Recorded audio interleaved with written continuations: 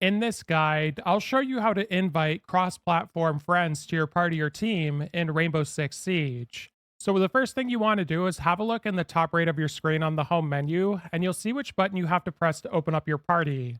On PlayStation, it's the triangle button, and on Xbox, it's the Y button.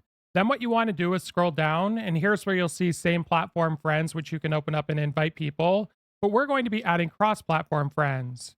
So what you want to do is go to Ubisoft Connect, which is going to open up the Ubisoft Connect social, and you should see at the top that it says Crossplay active. Then what you want to do is scroll down to search and look up your friend. So we're just going to look up EA and just type in your friend's Ubisoft name and it's going to search. And if you get search results, you will be able to add them as a friend right here by pressing square on a PlayStation controller or X on an Xbox controller, and it'll send the friend request. Now, if you do have a look up here beside these three dots in the search bar, you will actually be able to see game invites. So if your friend sends you an invite, you'll be able to see it here.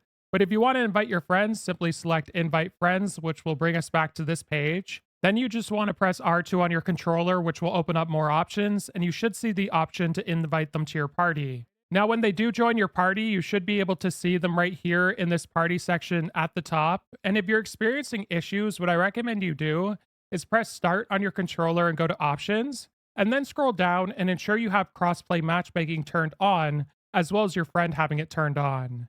If this guide was helpful, like and subscribe, and we'll see you in the next one.